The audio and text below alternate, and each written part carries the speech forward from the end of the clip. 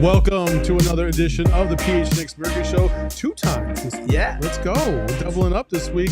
Also, Dewana Bonner, get out of here. Yeah. You can't stop our Mercury. What was that last night? She's like, come on.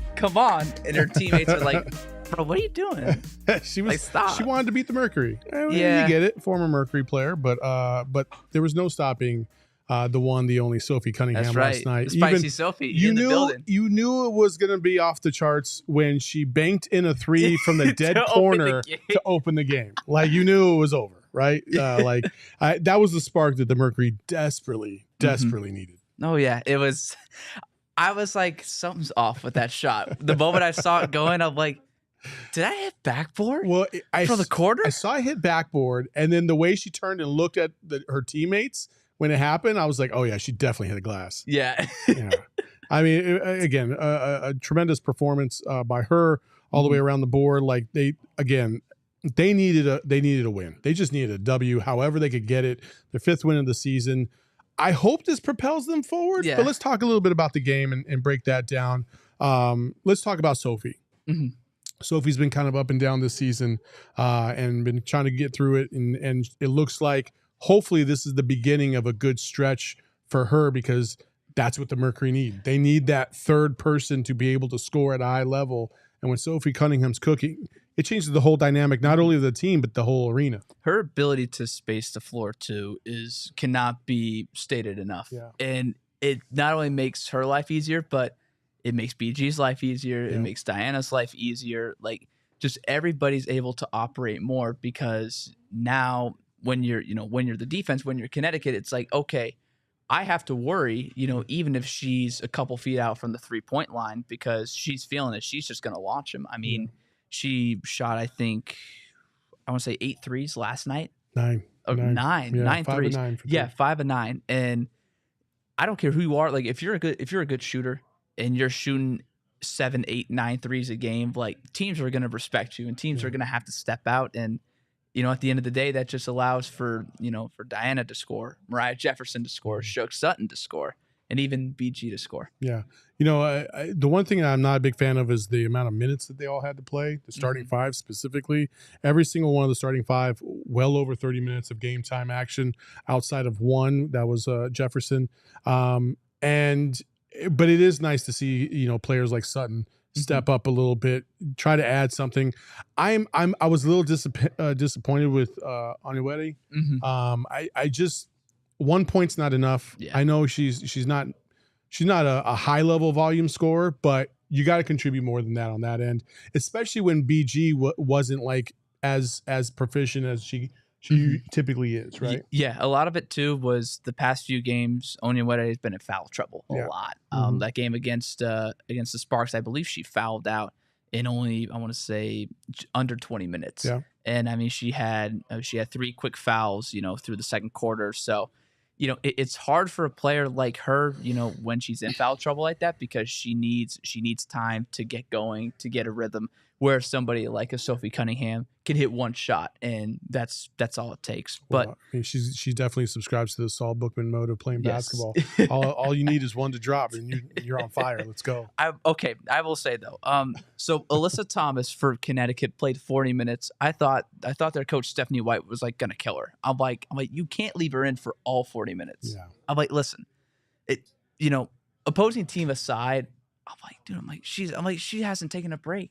And I thought she was gonna kill somebody. Like I'm not joking. No, she was yelling at refs, she was yelling at everybody. Maybe it was because the PA announcer said Alyssa Jones instead of Alyssa Thomas.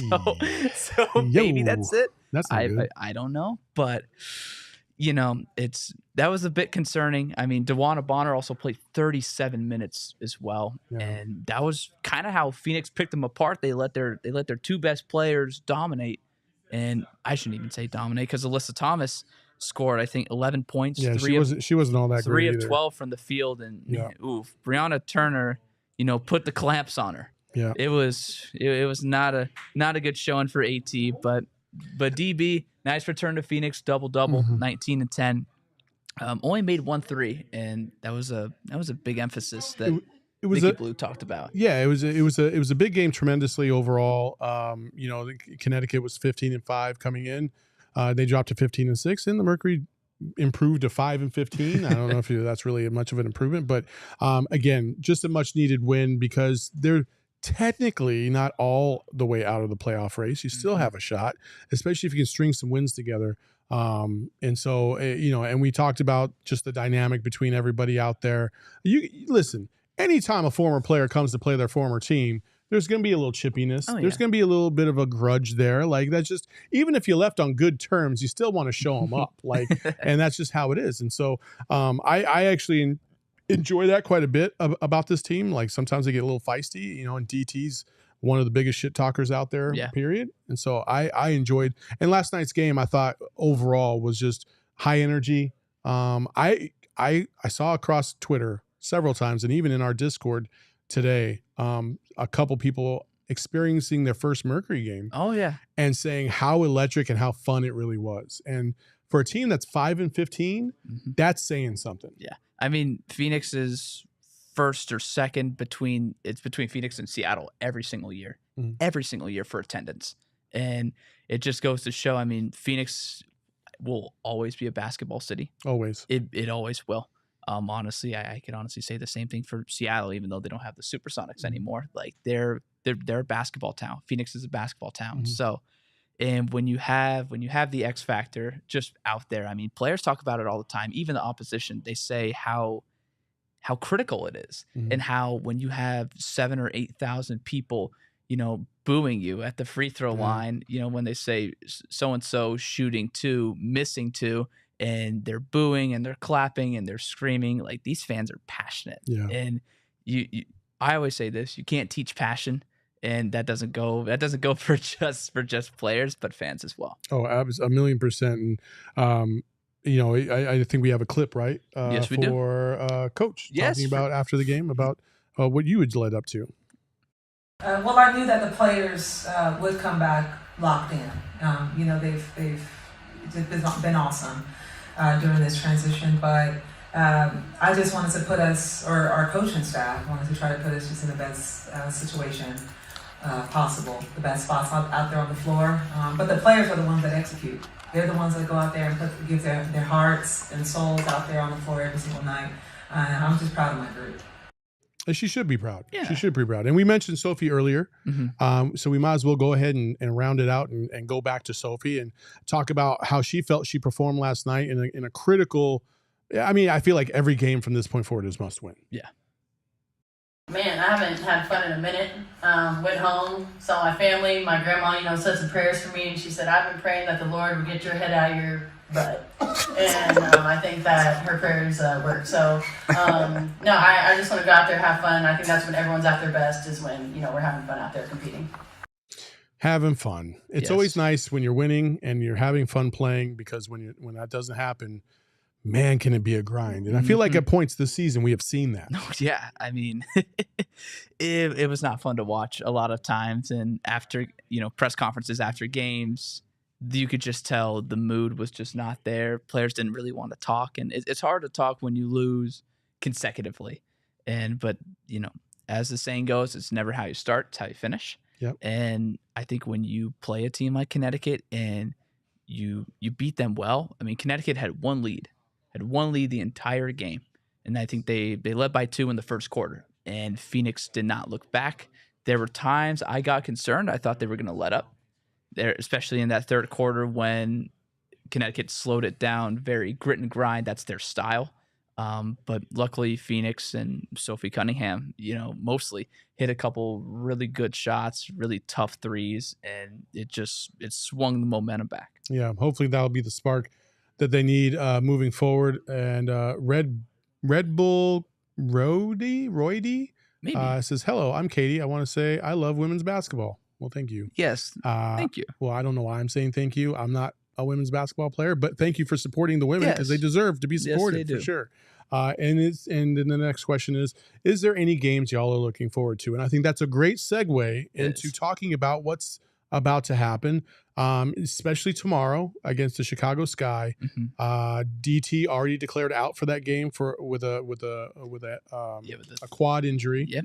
I was trying to think of the right word. I was like, groin? No. It's hamstring? No. It's quad bruise. I think with this game, with this team, I'm definitely just taking it one game at a time. And that's how I think they should definitely be.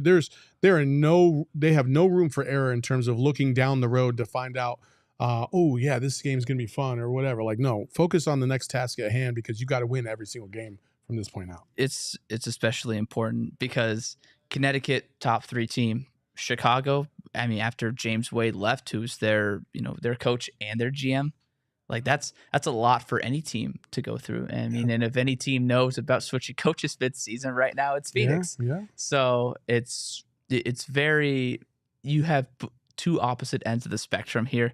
I think it's very interesting because, Chicago, they have a couple really good players, Kalea Copper, Marina Mabry, who I don't think has gotten her credit this season after signing with Chicago and leaving Dallas, and people saying, well, she's not good enough to be a number 1 option or even a 1B. And, she's proved critics otherwise. But Kalea Copper, that should always be fun. She always talks a lot. I think Phoenix loves teams that just have that kind of swagger about them. A Connecticut, for example, Dewana Bonner, will get in your face about things. Kalea Copper, as we most notably know with the finals in 2021. But they embrace that stuff. They like the chippiness. They do. And I think that's how they should play tomorrow's game. I get a little bit concerned. I feel that they might get complacent at times and feel, well, we're not playing a star team, but they're still well coached. They still have a lot of good players. Former Mercury player, Alana Smith, will be, and she'll be playing, and she's had a breakout year. I mean, I've always liked Alana Smith. Alana Smith is one of my favorite basketball players ever. Really? Oh yeah. Ever since her time in Stanford, I've always really enjoyed her game, and also tremendous personality. Here's just a little side note: when I was at Valley Sports Arizona, and you can look this up on their YouTube channel, you can find the Hot Sucker Challenge, and it was her and it was Brianna Turner. And they did the Hot Sucker Challenge with one of our interns at the time.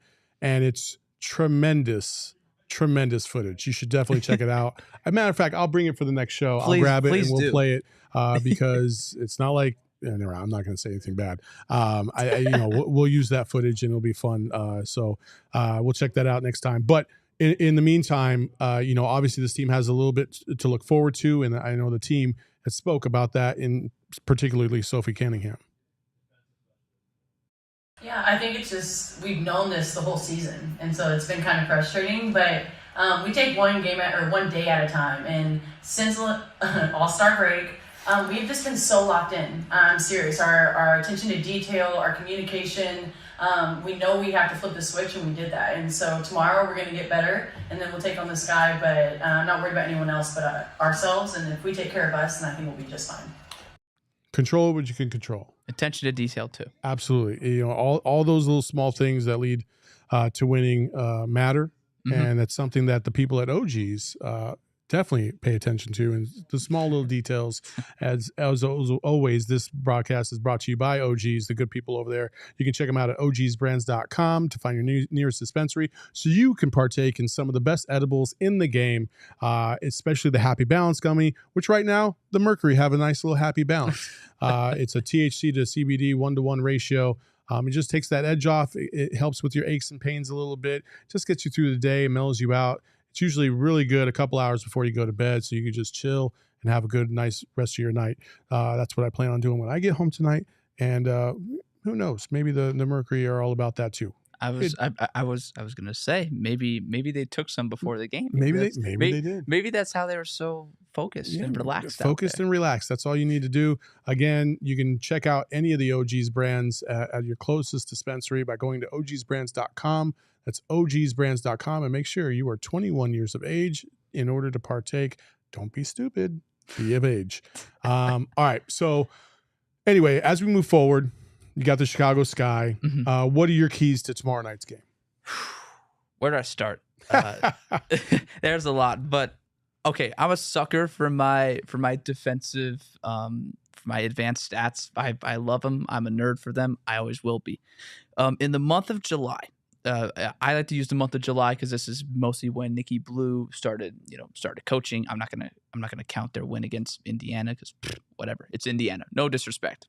But they're okay a little bit, but they're kind of middle of the pack right now, defensive rating wise. They're 8th in the league, but overall they're dead last. They were last for a while. I think they were at about a 107 or 108 rating with Nygaard.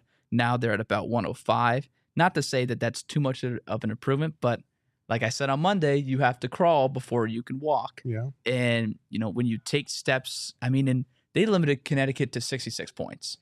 Connecticut's when they get it going, they're a very high octane offense. Stephanie White knows what she's doing over there. They've got a lot of great. They held them below 38% shooting for the game. That's tremendous. They've got a lot of scores. Dejanay Carrington, Natisha Heidemann, a couple others. They did miss Bree Jones, which I can say with 100% confidence that the Mercury were very glad that she was not playing because she's their X factor, no doubt. But defensively, they were great, just blocking shots, stealing, rotating. There was no real lapse that I saw, unlike when they played Vegas, whereas you said Vegas probably scored 10 to 15 points easily off of missed switches and allowing backdoor cuts. All the time. And this game, it was very Connecticut's grit and grind, like I said, and all they did is, okay, we want Alyssa Thomas with the ball. Don't let her get to the basket. Easy. DeWanda Bonner, make sure that she doesn't, hit a three. If she hits a pull-up mid-range jumper with a hand in her face, so be it. But they wanted those players to work. And in basketball, and I'm sure you can attest to this. You've seen a lot more basketball than I have.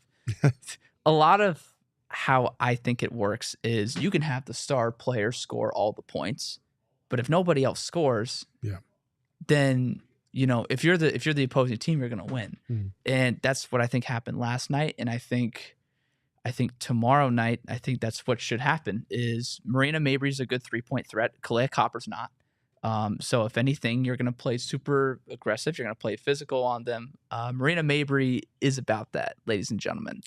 She does not back down from anybody. It's a winnable game. It is. It's a very winnable game. But DT's out, so that's gonna honestly. I'm actually expecting a big performance from Sophie in that regard because the last few performances that Diana was out, Sophie stepped up, Michaela stepped up. So I think you could see a lineup. Probably you have Mochef at the 1. You could probably have Cunningham, Onyewede, Breezy, and Griner as your starting 5. It's a bit of a bigger lineup. It's a good defensive lineup. Great defensive lineup, great versatility, switchability, but you have good shooting. Yeah, a lot of good shooting, and I think when Michaela gets a mismatch, because let's face it, Chicago is a bit small. Other than Elizabeth Williams and Alana Smith, Copper's not the biggest, Mabry's not the biggest, so I'll see a lot of bully ball, almost attacking the basket, putting the ball on the floor. Let the big dog eat. Yeah, for real. And BG had a great game against Chicago the last time they were here. Had a 27 and 10, had a double like it was nothing. So who knows? A lot of things are on the table, but I'm expecting a win.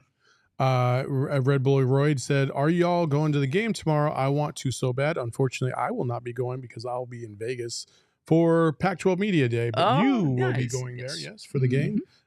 My man covers all the games, so you could always check him out. You could always hit him up on Twitter. I'm sure he would love to meet y'all. Oh yeah. And you met Chris last night. Yes, if y'all are in the Discord too, like please, like I've responded to Discord a lot more than Twitter typically. So if y'all ever just want to say what's up, just hit me up on the Discord. Yeah, there you go. Like we got a good community down there. You really do. It's one of the better communities in our Discord for sure. But like I said, you did meet Chris, and Chris excited about the Sophie shimmies last night. Hopefully we'll get some more of those tomorrow. But she's one of our diehards, and you can become a diehard by going to gophnx.com, checking out everything that we have to offer. It's only $79.99 a year, and with that, you get a shirt, which is basically half the cost of your membership anyway. You get one for free. You get a cool little card. You get a box. You're a member, and we love you for it. So it's great. You also get 20% off of merch. You get hookups for takeovers and other events that we have putting on. And as we get closer to football season and men's basketball season, we're going to have a lot more events as well. Someday we're going to do a Mercury takeover. I promise you. We're trying to work out the details of that. That'll be fun. That'll be a lot of fun. But for right now, come enjoy the rest of the things that we have to offer. Come out to our cornhole tournament at the end of in 2 weeks. It's 2 weeks from Friday, which is our big championship, PHNX championship tournament, which should be fun. Again, go to gophnx.com, become a diehard today, and enjoy all the fruits of our labor, because we love you guys and we want to give back to you. And so it's really cool. Giving back also, when we're talking about BG last night, how would you grade her performance on a scale of 1 to 10 last night, based on, just how the team produced around her and her own individual play? I'm going to be very generous here. I'm actually going to give her a 7 or 8. Here's why. Wow. Okay. Because she did everything that did not show up on the stat sheet. They got the balls to her early. Nikki Blue addressed that and made that a point. In that game was to, hey, we need to get her the ball early. And because all Connecticut did was send a double team, but if you get her the ball early and get her in position, she knows who's gonna be open. And that is how Sophie at least got 2 of her threes, because they were doubling BG. That's how Diana got a few of her threes. And it's literally she gets doubled, pass, swing. Yeah. People are moving, people are driving. The hockey assist is a big time deal. Yes. When BG touches the ball first. She might not get credit for the stat for the assist herself, but because she kicks it back out to DT or she kicks it back out to Jefferson and then they swing it to an open Cunningham, that's as good as an assist. Yeah. Her presence alone is, again, something that can't be described really. And it's funny just seeing it from my perspective. Like, players will attack the basket and they'll see her and they'll just freeze, or they'll throw up a shot because they're afraid that they're gonna get blocked. And she legit has that intimidating factor. Like, she better have that Hall of Fame intimidator on 2K. I'm just saying. like, come on. Like, I've seen so many people. I mean, Bonner got blocked by BG. There was a nasty block on Carrington that they called for a foul originally, and they reviewed it. Shout out Nikki Blue for your coach's challenge. That was awesome. That was a lot of fun too. She won it. But I'm sure the crowd at the moment was just like all over that. Oh, the crowd is like, you got to challenge it. Players were like, you got to challenge it, and you can see Nikki just, let's challenge it. but Nikki's great. BG's great. But as you said, the hockey assist, what she does, just boxing out, getting rebounds, and just her presence alone allows for so much spacing. And like when Sophie's on, it's like, okay, you have to pick your poison. And as a team, it's like, are you going to go with the 6'9", center that's going to kill you down low, or are you gonna roll the dice and bank on Sophie Cunningham not making a 3? Yeah. Well, it's a poison pill for sure if they're both on. But they both have to be on. Yes. And I think they both have to be on pretty much from this point forward. And we'll see if that happens tomorrow against the Chicago Sky. Also, Red Bull Royd, I want to go so bad. Aww. It's just that I'm 36 weeks pregnant. So I'm like, should I go or no? LOL. I would say no, don't. Yeah. But you know, Don't risk your health. But also, cool story if you give birth in the middle of a Mercury game. I mean, I'm just saying they got a medical staff right there courtside. I'm sure they'd be willing to help. Super fan stuff. I mean, heck, who knows? I mean, DT's not even playing. She might be the one to just pull the baby out. I mean, I'm just kidding. Obviously, I'm just joking. But that would be a pretty cool story. But don't do it. Okay, don't do it. Be safe. Be smart. Think about the baby first. But I love your passion and dedication to the cause. Typical X Factor. Yes. A lot of passion, wanting to support the ladies out there. So, all right. So we talked about keys to the game. We have another game this weekend. Yes. All right. Who are we playing? So it's Chicago, and then they're on the road, and they play Washington on Sunday. Washington. But Washington's without Elena Deladon for the next week and a half. Oh, bummer. I know. Sprained her ankle bad. She came back way too soon, sprained it again, so she's out for at least another couple weeks or so. But Washington's going through their fair share of injuries. The injury bug is hitting the league. I think it hit Phoenix first, and then it's hitting everybody else. Well, hopefully. But hopefully everything starts to balance out, so that way the Merc can make some ground on this, because they need. I would say that they need to win 3 or 4 of the next 5 or 6. Yeah. In order to get back in that race. Mm-hmm, absolutely. I mean, and like you said, Chicago winnable game. Washington, I always get skeptical because even with Eric Tebow coaching, he's a great coach. I mean, his father Mike was their coach for a number of years. You still have players that know what they're doing. Natasha Cloud's a great player. Ariel Atkins, now Washington's all-time 3-point 3-point field goal leader. Wow, which was pretty cool. But it's one of those where you need to play above the level of the competition. Yeah. I just hope that they do that. I hope they don't see injuries like what happened against LA when LA was down literally 5 or 6 people, and that game was too close. If you're playing a team that's really injured, I think you gotta put your foot on their throat, and you gotta stomp it. You gotta curb stomp that. I'm not condoning violence, but I'm just saying. You got to take advantage of the opportunities when they present themselves. Yes. You got to stop, fiddling with your or as Monty Williams used to say, you got to stop playing with your food. Mm-hmm. And you got to just eat it and go. Yeah. And so hopefully that'll happen tomorrow. Or I'm sorry, hopefully that'll happen tomorrow against the Sky, then this weekend against the Washington Mystics. But we still got a long way to go. Hopefully this team can find their groove and get back in there.